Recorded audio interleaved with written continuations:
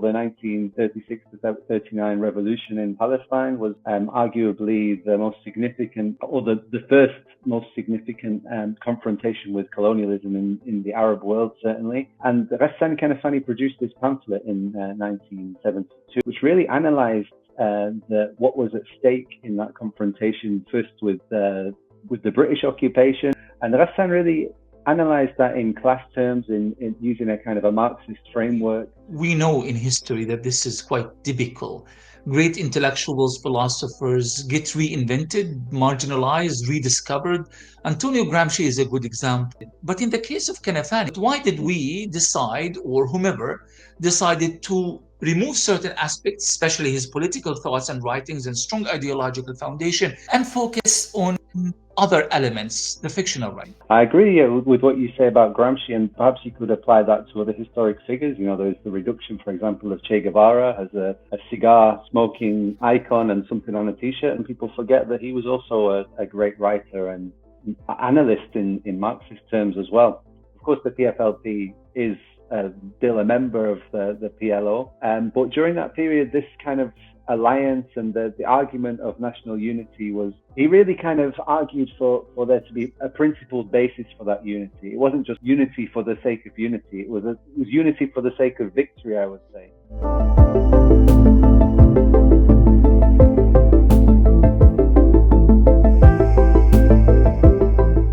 Welcome to the FloodGate podcast, brought to you by the Palestine Chronicle. We are here to engage with today's most pressing issues and unpack them beyond the cliches of mainstream media. I'm your host, Ramzy Baroud. Today's guest is Dr. Louis Brehony. He's a musician, activist, researcher, and educator. He is the author of the book Palestinian Music in Exile, Voices of Resistance, and editor of Ghassan Kanafani Selected Political Writings, along with dozens of articles and essays on Palestinian culture and politics. Louis is also the director of the award-winning Kufiyya, A Revolution Through Music, which won the Gold Trophy for a documentary at Al Hawda Film Festival in Gaza in 2022. Louis, first of all, thank you for joining us, and congratulations for the publication of Ghassan Kanafani, Selected Political Writings, which you co-edited with Tahrir Hamdi. Can you just tell our viewers and listeners what was the primary goal and motive you had in mind when you compiled this particular anthology of Ghassan Kanafani's non-fiction work? And I emphasize the non-fiction element here because Kanafani is much more known for his novels and other short stories and fictional writing. Well, firstly, thank you for this lovely invitation. The work really came together over a few years. It was not a project that just kind of appeared all of a sudden. So myself and Tahrir, in her own work and in my work, we found ourselves drawn to the writings of Ghassan Kanafani in terms of his political and cultural analysis of phenomena connected to Palestine and colonization and resistance in the 60s and early 70s. And we'd actually, both of us in parallel, we didn't really know each other when we started our research, but we both translated sections of his political writings in order to explain certain cultural phenomena in our own text. And then it came to a point in discussion where we thought, well, these texts really should be available. I mean, even in the original Arabic, the writings, the articles that Ghassan Kanafani wrote for various magazines, the studies and political arguments that he put forward as a leading member of the PFLP are not really known, apart from a couple of texts, that even in Arabic, as I said, are hard to get hold of. So at a certain point, we kind of formed a wider collective of translators, people who are experts or have an interest in the revolutionary side of the Palestinian struggle, and really developed this set of texts along, in discussion with the Kanafani family, over which texts to include, what particular eras were the most important. And for us initially, for myself and Tahrir, but also for the wider group that got involved, we are drawn to this writing because we don't see any real um, deep way of understanding the confrontation between Palestine and colonialism without a revolutionary guide to really analyze it in a theoretical and historical way. And Ghassan really was that. You referred to his novelistic work. Actually, his novelistic work inspired his political development, and the opposite was also true. His political radicalization as a teenager in the 1950s and onwards really informed how he wrote about the Palestinian situation through stories and novels. As you say that there's no other way of understanding this inherent conflict between what's happening in Palestine and the colonial forces. Why do you think that this particular component of the Palestinian discourse is missing? Is this something that is related to Oslo and the pacification, if you will, of the revolutionary discourse, or do you think this has been going on for a while? I think it's a really interesting question, and it's really broad. You could connect it to the political arguments of the forces that have led the Palestinian movement, to the forces that have attempted to control the Palestinian movement, but also to a broader historic phenomenon of how we analyze historic events. So, for example, the 1936 to 39 revolution in Palestine was arguably the most significant or the first most significant confrontation with colonialism in the Arab world, certainly. And Ghassan Kanafani produced this pamphlet in 1972, one of his final writings, which really analyzed what was at stake in that confrontation, first with the British occupation, but the British occupation was there to make sure that the Zionist project was successful. And Ghassan really analyzed that in class terms, in using a kind of a Marxist framework to understand what was going on. Now, you read even some of the mainstream or the non-mainstream Palestinian narratives, even of the events of the 1930s and what led to the Nakba and its aftermath. And you very rarely find Ghassan Kanafani's name. When he is referred to in Western academia, it's usually in relation to his novels and stories, and I would say a very selected reading of his novels and stories. But his role as a Palestinian Marxist, of somebody providing the tools by which to analyze historic events in a kind of a materialist way, I think is really kind of elided in most accounts. And that same analysis, that same framework, I mean, he echoed the words of many other Marxists. He said, Marxism is not a dogma, it's a guide to action. In fact, you find almost identical sentences in the works of many people, including the wife of Lenin, Krupskaya. She used pretty much a similar phrase, and in the works of Mao and so on. This idea of a guide to action. And for us, Kanafani himself is a guide to action, to understand how he Palestinianized a Marxist analysis and how that analysis helps us to understand the confrontation as it is today and what is at stake in Gaza and beyond. If we could just dig a little bit deeper as to why, kind of the rewriting of Ghassan Kanafani. I mean, we know in history that this is quite typical. Great intellectuals, philosophers get reinvented, marginalized, rediscovered. Antonio Gramsci is a good example where he was, his writings were neglected for a good number of years and they were confined to certain elements, ideological element, if you will, in Italian society. Before sometime in the 1980s, he was rediscovered. And now he is, an omnipresent reality of socialist thoughts. And his theories on cultural, hegemony and all of the rest. But at least in Gramsci's case, you almost have a justification of why that is the case. I mean, we can easily understand why Gramsci was marginalized. and reinvented. But in the case of Kanafani, I mean, Kanafani at no point in the history of the Palestinian discourse been a minor character. But why did we decide, or whomever decided to remove certain aspects, especially his political thoughts and writings and strong ideological foundation, and focus on other elements, the fictional writing? Mm. I agree with what you say about Gramsci, and perhaps you could apply that to other historic figures. You know, there's the reduction, for example, of Che Guevara as a cigar smoking icon and something on a T-shirt, and people forget that he was also a great writer and analyst in Marxist terms as well. So there's a kind of a reduction that happens wherever there is a kind of a threatening historic figure. And don't forget, many of these figures, like Che, like Ghassan, were also assassinated by the forces of reaction the world over. But I think it's important to kind of identify what myths or what kind of erasures we're talking about. So there, in terms of Ghassan Kanafani, the idea that Ghassan was primarily a novelist is arguably true. There's a grain of truth to all of this.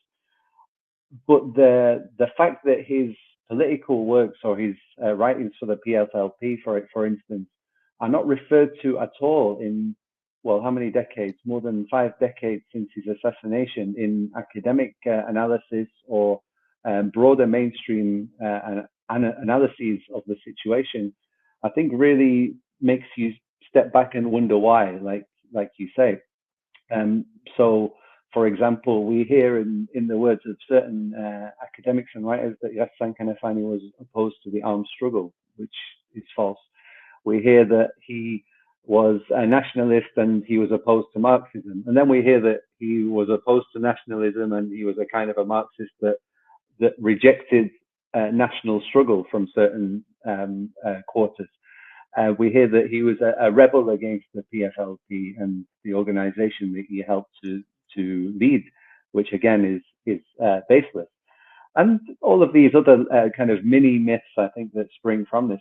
Well, what is the purpose of that? I mean, well, the Zionists silenced Ghassan Kanafani for a reason. They assassinated him for the leading role that he played culturally and also politically as a spokesperson for one of the most important and revolutionary organizations of the time. But why are there certain trends beyond Zionism that work to silence that part of Ghassan's legacy? I think you could maybe speak to the kind of the class forces that are involved in the West, in academia, and the kind of privileged forces that stand as kind of gatekeepers to the world of analysis and literature and all of these phenomena. And you could argue that they have a vested interest in, many of them have a vested interest in the maintenance of that system. So why would they want to emphasize the revolutionary conclusions that Ghassan came to? Well, it's much easier to just say, well, his most important works were Men in the Sun and Return to Haifa, 2 of his most important novels, which were, of course, immensely important in developing the Palestinian narrative. But to reduce it to those works, and moreover, to reduce those works or to divorce those works from questions of armed struggle or questions of a broader resistance to imperialism. I think really that does speak to that layer of privilege, which I think I'm referring to. That's brilliant, because I also want to talk to you about what is resistance to Kanafani. I mean, from the very start of the book, in the introduction, we start seeing the word resistance popping up everywhere. Ghassan Kanafani, if his legacy is to be reduced to a single word, it would be resistance. But what is resistance to Kanafani? And how do you think that this definition, whatever the definition you're going to give us here, would be applicable to today's world, especially within socialist movements in Palestine, but also beyond Palestine? Really interesting question, and I think an important one. So, for people that maybe don't know, he produced 2 pamphlets among his many writings. He produced 2 pamphlets which are on the nature of resistance literature in Palestine in 2 different volumes, and both of them contain many examples of Palestinian resistance literature. And Mahmoud Darwish was among them, and he said that he was born twice. Firstly, when he was born as a baby, but the second time when he was promoted by Ghassan Kanafani. To that extent, these pamphlets were important in exposing Palestinians to this literature. And one of the things that he says in one of the introductions to these pamphlets is that cultural resistance is no less important than the armed resistance itself. Well, firstly, this tells you that he placed huge emphasis on the cultural capacity of the Palestinian situation to produce works which were resistant to that situation of oppression. But at the same time, it shows you the importance that he put, or the esteem in which he held the armed resistance itself. You could look, for example, at we could muse on what Ghassan Kanafani would have thought of the Palestinian armed resistance today. And there are some people again that would attempt to claim that Ghassan, well, he was more of a writer. He didn't have anything to do with the armed resistance. Let's not forget that the PFLP itself, this organization, which he was so central in developing in terms of its ideology and theory, was actually active and was one of the factions that participated in the 7th of October operation, and is, according to its activists in Gaza, is still performing well in this battle.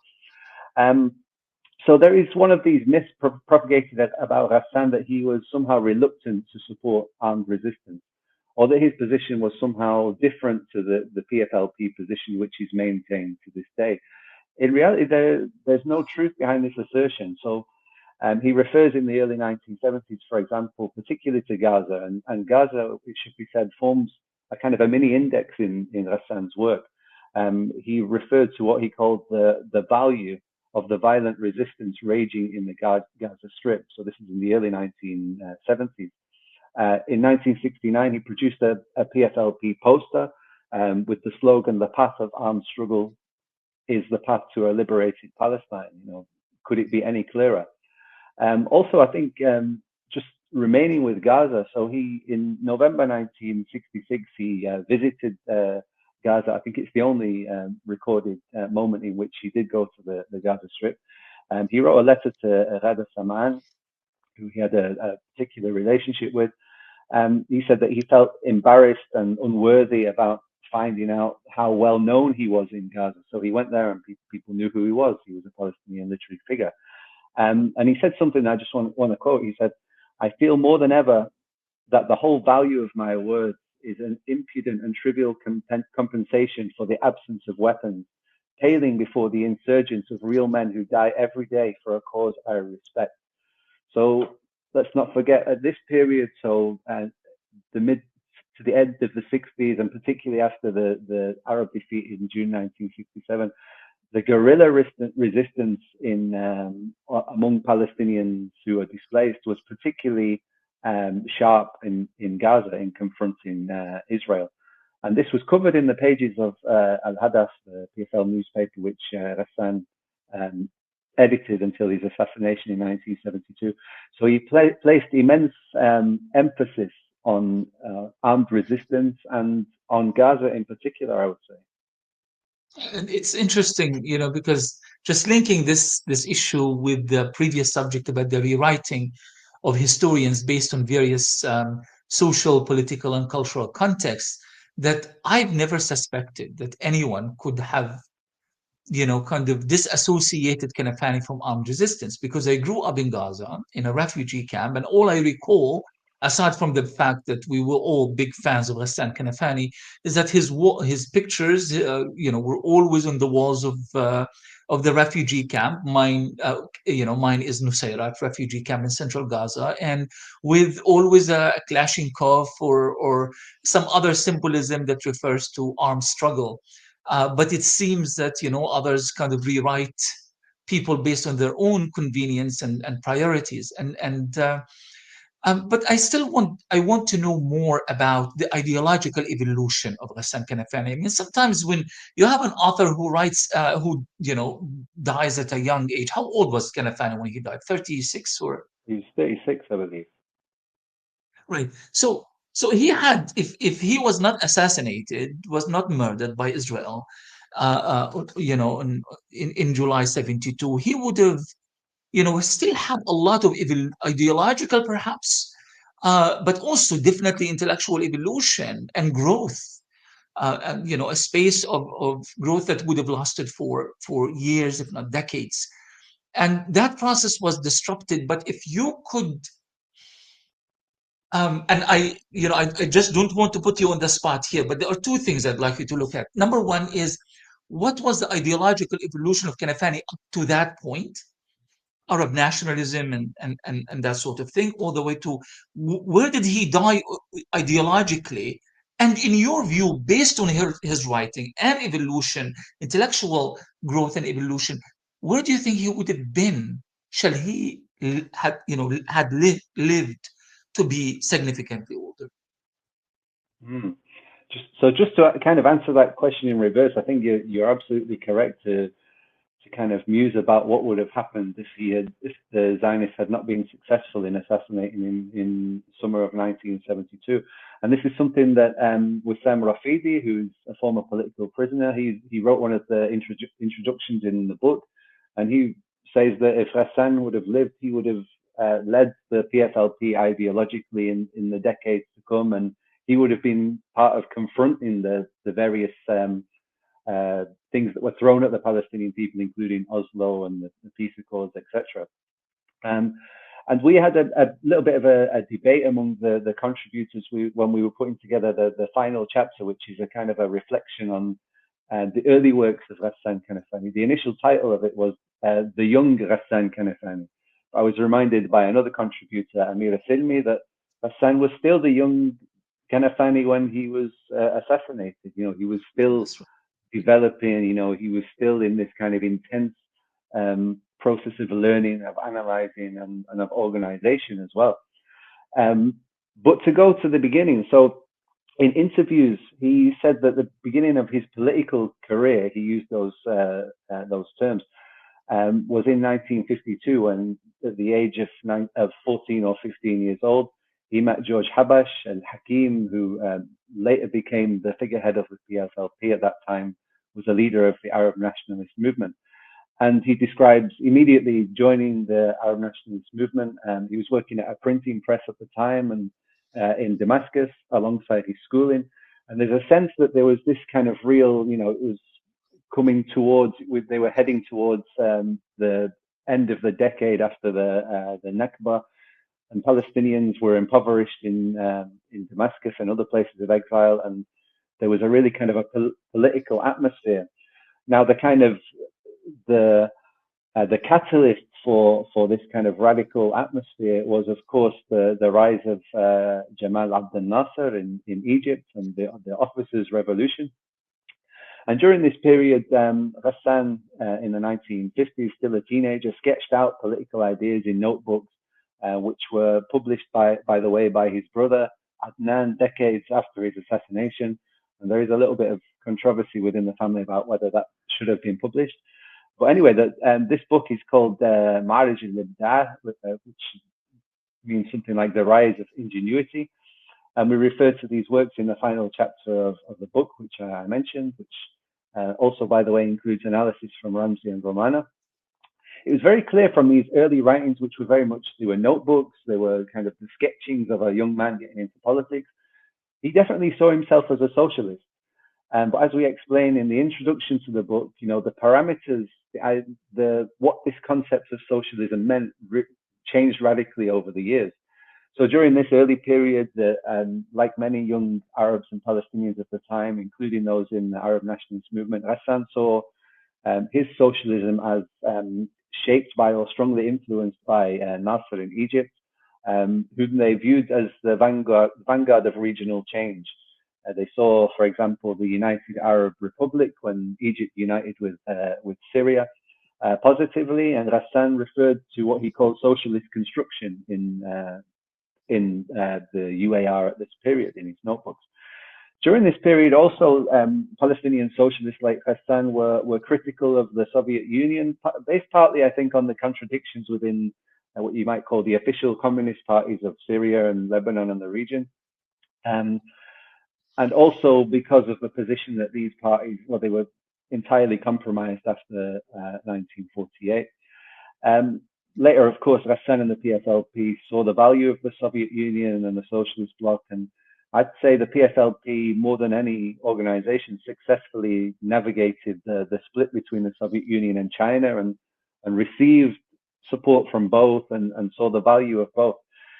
But the relationship to Egypt and the influence of Egypt, I think, really evolved in a way that set in train the kind of independence of this socialist trend. So from by the mid 60s, certainly, and particularly with the Naksa, the failure of the Egypt-led alliance to beat back the Zionists in 1967, which obviously led to the direct colonization of the West Bank and Gaza and other parts of the Arab world. Habash, Kanafani, Wadia Haddad, and all of these leading lights in the leftist movement came to the conclusion that it would not be Nasser or an elected Arab figurehead that would lead the resistance. It would be the masses themselves. And it was no coincidence that in this period, the Palestinian armed struggle really exploded, and the PFLP came to form an important and influential current within that. So really the political evolution of Kanafani and his comrades, I would say, culminated with the adoption of Marxism, Leninism. They saw Vietnam and Cuba, and we can also mention China. He spoke a lot about China, which had, became a socialist revolution, but had evolved from a movement against Japanese colonialism and occupation. And they came to see Marxism and Leninism as a guide to action and a theoretical basis for their arguments. An important point to add, and this is something that in discussion with the Kanafani family that they really sought to emphasize. So Ghassan credited his political evolution to multiple things. Well, firstly, in no particular order, to the reading connected with his activism. And you see in our book that he refers and references Lenin and Lukács and Mao a fair bit. But at the same time, his lived experience among displaced Palestinians, particularly in Syria and Lebanon, had a huge and I would say direct impact. So, for example, the novel Saad, which is about a refugee woman and her kind of steadfastness in the camps in Lebanon. He published it in 1969, and she was, by the way, a real figure. He says in his intro to this book that Saad was like a school.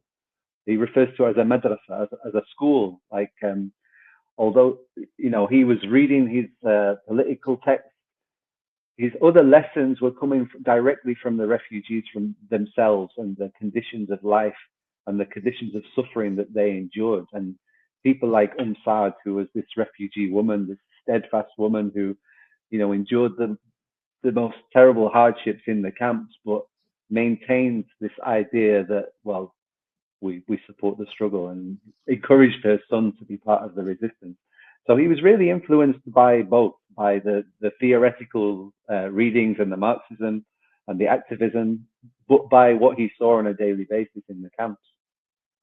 And that balance is very apparent in the way Ghassan spoke, wrote and spoke, is that kind of, constantly finding or taking his inspirations, as you said, from ordinary people. It is something that we kind of has been developed to become, what we call people's history, which is kind of finding that balancing point between the theoretical and the ideological and the academic, but also basing all of this on the stories of ordinary people on the ground. From his writings and his perspectives, it doesn't seem like he was factional by today's perception of what factionalism is. This kind of this tribal view of Palestinian ideology, this tribal view of Palestinian politics. When he wrote about Izzuddin al-Qassam's revolution and the Great Revolution, the Great Revolt, 1936, it didn't seem like he was a socialist writing about someone who could be considered by today's ideological language an Islamist. He didn't see that, nor does he care about Saad's or any one of his characters in his novels in terms of what is their ideological leaning. What do you think happened? How did we move from that kind of that age of ideology, but I mean ideology as in real ideology, to this kind of factional ideology that controls the Palestinian political space, at least in some circles in Palestine, not necessarily in Gaza as much anymore? It's really interesting because I think that the vision of national unity, which he favoured, was quite broad, but it also had its principles. So let's not forget that at the time when he was writing, certainly the very late 60s and early 1970s, there were periods in which the PFLP, and he was part of various leadership bodies of the PFLP. The PFLP boycotted sessions of the Palestinian National Congress and the PLO on the basis of its kind of domination by Fatah and Arafat, who they saw as kind of leading the movement or dominating the movement without giving a space for those more revolutionary voices. Of course, the PFLP is still a member of the PLO, but during that period, this kind of alliance and the argument of national unity was, he really kind of argued for there to be a principled basis for that unity. It wasn't just unity for the sake of unity. It was unity for the sake of victory, I would say. So, for example, when he argued about two-state solutions, and he was certainly a pioneer in that regard, one state, two-state, and all of this, he argued that it was very different, for example, to accepting a reduction of an independent Palestine to this kind of tiny corner that has been given as kind of crumbs from the table of negotiation. There's a big difference between that and actually liberating a portion of historic Palestine. And he was not against the idea that Palestine would be liberated in stages, but he was in favor of the idea that it should be in the form of liberation, not in the form of a compromise or a settlement. And there was the phrase of Arab Hanoi, again referring to Vietnam. Hanoi, at the time when Ghassan had written, the Vietnamese people had not won their final victory yet, but it was certainly on their way. It was clear, and Hanoi was this kind of international symbol of, how U.S. imperialism could be defeated. And they argued that, they should create Arab Hanoi in the region. And their form of national unity that they argued was on the path to this. They did not insist that everybody in the Palestinian national movement had to be a Marxist, Leninist, and a socialist. They understood that it would take kind of alliances. For example, in the later days of Ghassan's activism, he formed an information office with figures like Majd Abu Sharrar and Kamal Nassar, who were of the kind of Fatah and the more kind of, I would say, non-Marxist branch, let's say, of the liberation movement, because they knew that there had to be an intellectual space for discussing the problems and for analyzing what was happening, and for that to impact on the political decisions that were made. With the assassination, I would say, of these figures, and including these kind of non-sectarian figures within Fatah and the dominant factions of the PLO, I think that really weakened the movement in the run-up to Camp David and Oslo and what happened after, and really kind of precipitated the rise of that faction within the liberation movement, which I think was quite self-serving. Edward Said describes this really graphically in The Morning After, in his description of the Oslo Accords as this treaty of surrender. And I think this really is where we can kind of pinpoint what you describe as the kind of the sectarian nature of the movement. I think certainly the isolation of the revolutionary trend coincided with that process.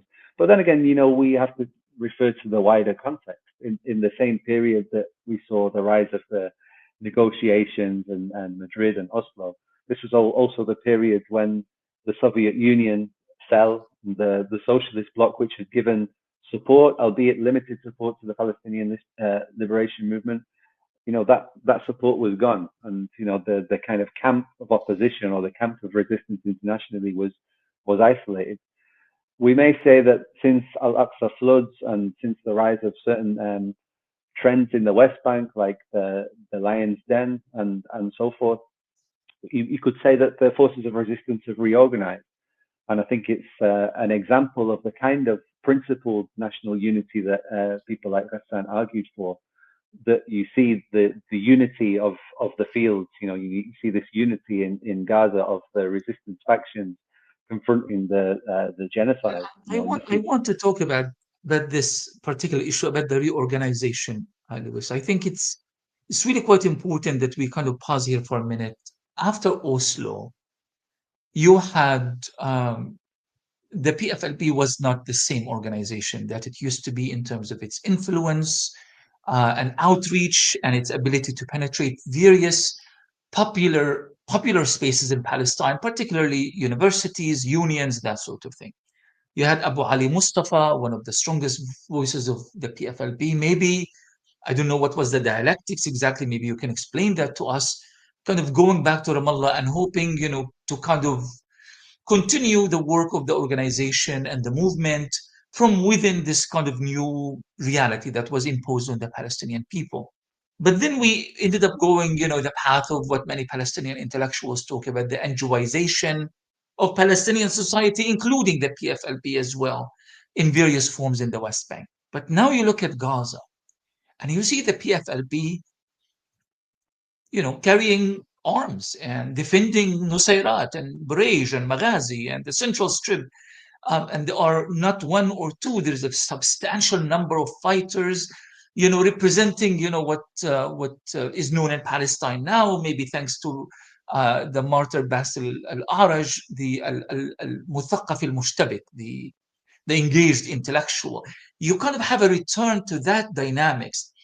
Is that the movement reorganizing, or are we talking about two different movements operating in two different political spaces and having to cater to the ideological reality, or the political reality rather, of these two different spaces? Ramallah on one hand and Gaza on the other.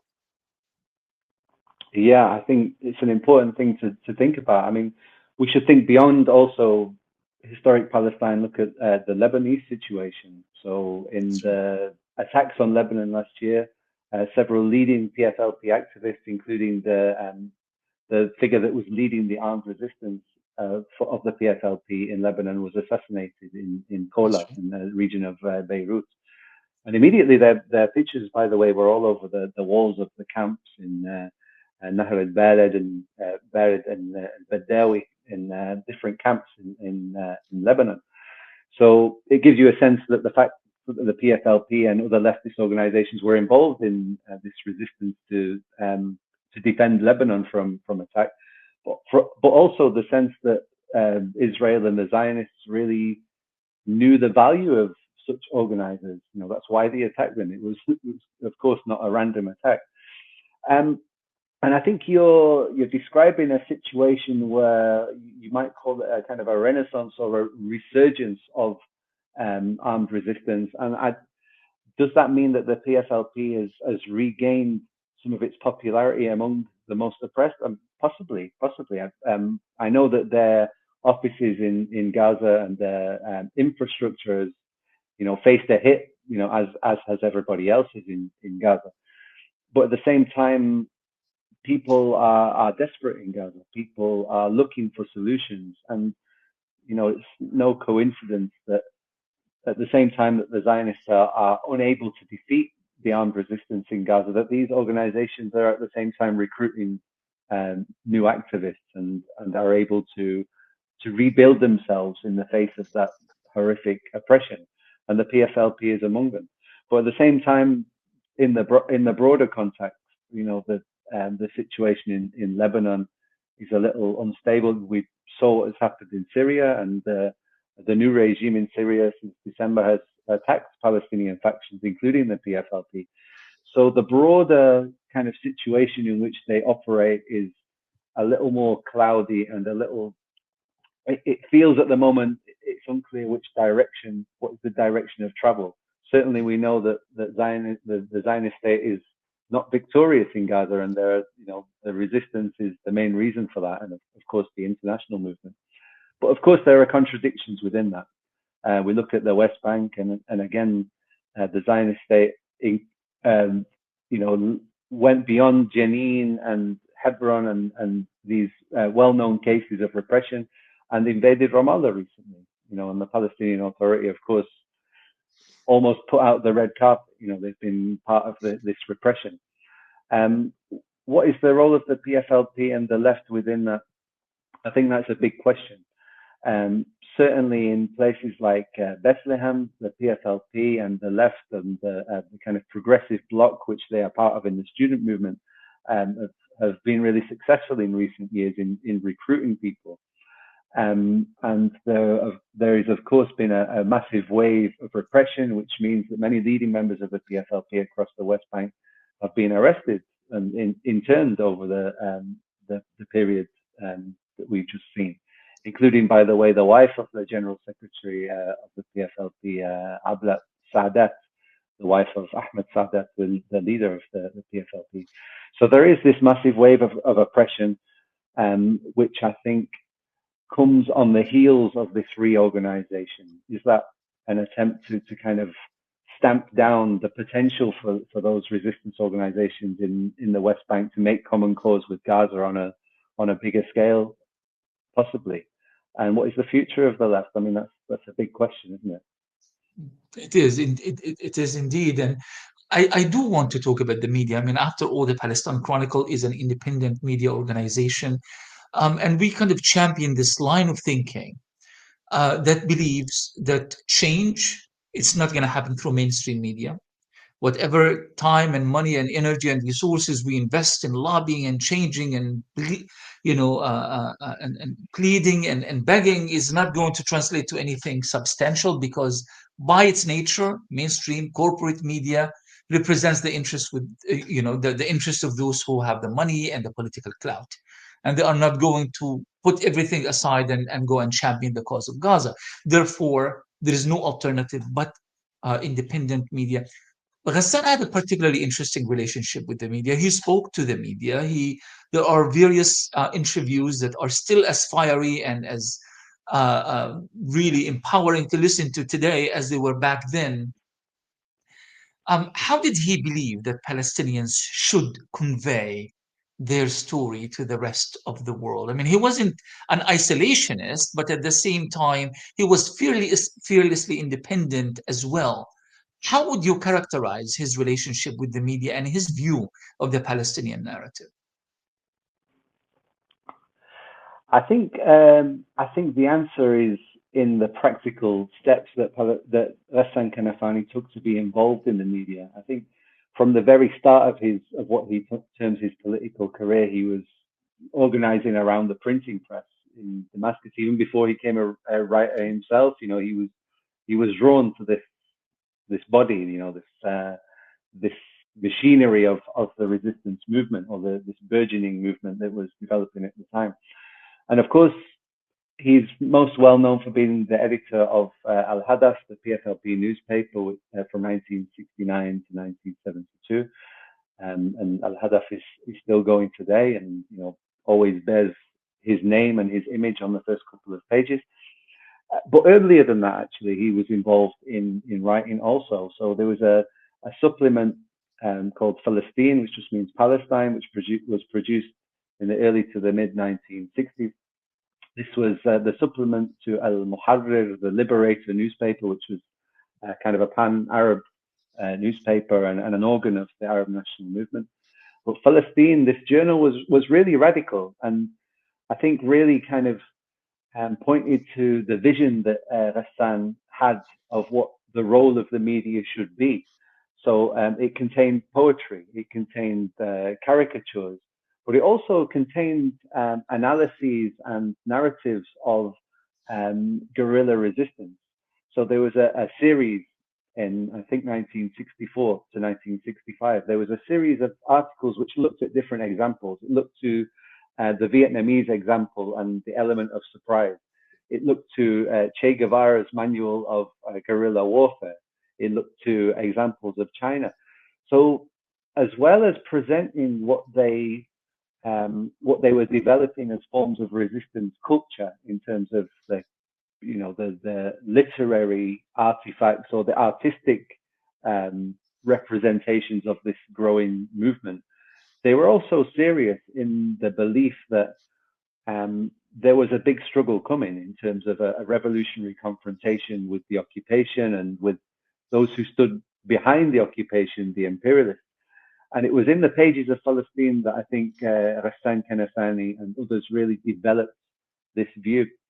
And by the way, it was a kind of a pioneering thinking, I would say, to begin to analyze guerrilla resistance during that period. Let's not forget, in the early to mid 1960s, officially Abdel Nasser and the leadership of the Pan-Arab movement was not in favor of guerrilla struggle. Their vision was that strong Arab states, led by Egypt, would be the ones to successfully confront Zionism and imperialism. Well, that proved not to be the case, but it is quite interesting how early these Palestinian intellectuals and visionaries knew that to be the case. They knew that they had to organize themselves. And these newspapers were really organs of doing that. The newspaper was a tool of organization. It was not just here, buy the newspaper, read it, drink your coffee kind of thing. And this, I think, reached the pinnacle with Al-Hadaf, the target, the PFLP newspaper. And the first issue, by the way, was on a revolutionary day. It was 26th of July, 1969. 26th of July is known as Revolution Day in Cuba. It has a historic significance with Fidel Castro. But in the pages of Al-Hadaf, they really kind of developed this, and they carried reports from the front, reports from the guerrilla resistance in Gaza, for example, reports even of confrontations around the world, and how the allies of Zionism, particularly Britain, the USA, and European countries, could also be targeted as part of that. There were reports, for example, of companies like the British supermarket chain Marks and Spencer's, which has this history of support for the Zionist project economically. And there were analyses of Marks and Spencer's on the pages of Al-Hadaf, this Arabic newspaper. At the same time, as you say, Ghassan was this international figurehead. And I did an interview a couple of years ago with Marwan Abdel-Al, who was a leading light at the PFLP currently in Lebanon, and an expert, I would say, in Ghassan Kanafani. And he describes how when journalists would come to Beirut, which was at one point in the early 1970s the kind of center of Palestinian organizing, they would be led directly to Ghassan Kanafani because he was the most articulate. He would be able to get his point across in a way that they couldn't respond to. He was, we've seen in the well-known interview with the Australian journalist Richard Carlton, how he did not give way to any of the kind of pressure that these right-wing media spokespeople put on him. Also, there's an interesting chapter in the book about Denmark. So Ghassan had a connection to Scandinavia. His wife Annie Kanafani is Danish, and he visited Denmark a few times, and he developed relations with leftists and solidarity activists and various parties and movements in Denmark. And this chapter really shows a narrative of how Ghassan and the Central Media Committee of the PFLP confronted Zionist propaganda in Denmark and Europe, and just drew some conclusions about how this narrative could be confronted. And there's a discussion in there about whether it mentions the BBC and a Palestinian and an Israeli arguing or debating on the BBC, and argues or discusses arguments about whether those kind of platforms should be boycotted. Really a kind of a pioneering text and analysis that I think really offers some principles which are relevant to the way we organize today. And they were there thinking about it, in this earlier period of Palestinian resistance. They were really concerned with how they should conduct themselves internationally, and what should be the principles of building that movement to liberate Palestine and to stand in solidarity with Palestine. Salute. I think Ghassan would have been immensely proud of this generation of Palestinian journalists and intellectuals in Gaza in particular. When Israel blocked journalists from mainstream journalists or international journalists in general from entering Gaza, it was understood that, more or less the story of Gaza will be hidden forever. Yet not only the opposite actually happened, but the extent of the details of the Israeli genocide in Gaza would have never been conveyed to the world with such details, emotions and clarity as it did by mostly young journalists who've never stepped a foot outside Gaza, never been to Ivy League universities, never been trained in the use of Western discourses.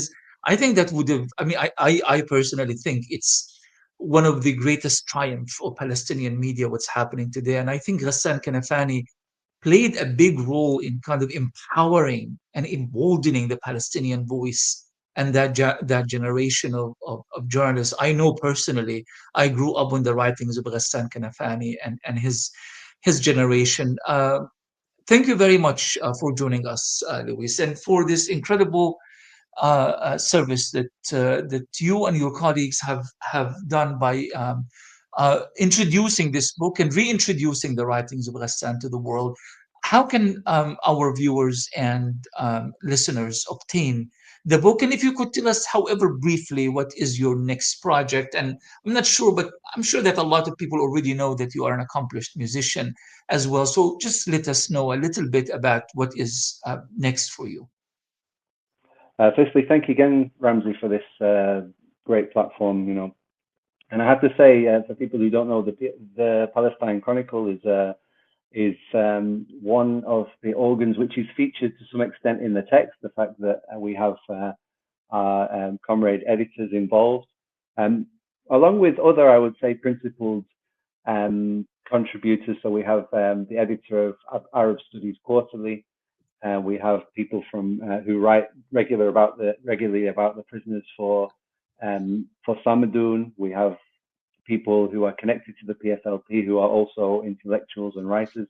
So I think it was important to bring together this kind of section of revolutionary pro-resistance thought into contributing to how we think about Ghassan Kanafani. The book, I believe, is available certainly in Europe and North America. I think it's available broader. It seems it's really encouraging that every week or so I get a picture that somebody sends me. They've seen the book in this store, in this place. Somebody sent me a picture from Beirut. Somebody sent me a picture from Havana, Cuba, which is a great achievement. So I think it's out there. If anybody has any trouble getting a copy, I'm sure they can get in touch with the Palestine Chronicle. In terms of what I'm working on at the moment, as Ramzy mentioned, I'm also a musician and researcher in that field. I've got a few articles on the way, including a study of music and the Gaza genocide. Not only, I would say, from the Palestinian side in terms of how Palestinians in Gaza definitely have been in the forefront of expressing themselves and resisting the genocide through music and song, but also unusually in a sense because I've always resisted academic pressure to look at Israeli music. They always argue, oh, you need to balance it. You should look at Israeli music as well. And I've always resisted that. But I felt for this article on music and the genocide, it would be important to show how the Zionist narrative is presented through the most kind of xenophobic and reactionary representations through music. So all of the calls by the settler society, if you call it that, to resettle Gaza and to colonize Lebanon. Believe it or not, there are songs and musical representations for all of this genocidal thought. And again, this is based on the Ghassan Kanafani principle of know your enemy. When you produced the text on Zionist literature, it was with this in mind. So this is a kind of a musical analysis of this phenomenon. At the same time, Um, People might not know I perform with Reem Ambar, my partner. We're in a band called Gazelle Band. We perform Palestinian music. Reem is leading a set of workshops in the camps in Lebanon in the coming month, and then we're coming back to Europe to again get involved in European in activism and music around the Palestinian cause. So lots more on the way. That's absolutely wonderful. Thank you very much, Lewis, for taking the time to speak with us and for your unwavering dedication to justice in Palestine and around the world. And to all of our viewers, we appreciate you tuning in. As many of you already know, the Palestine Chronicle is heavily censored, unfortunately, on social media. The best way to push back against censorship is to engage directly with our content. So please like, share, comment, and follow. We look forward to seeing you in the next episode of The Floodgate. Thank you.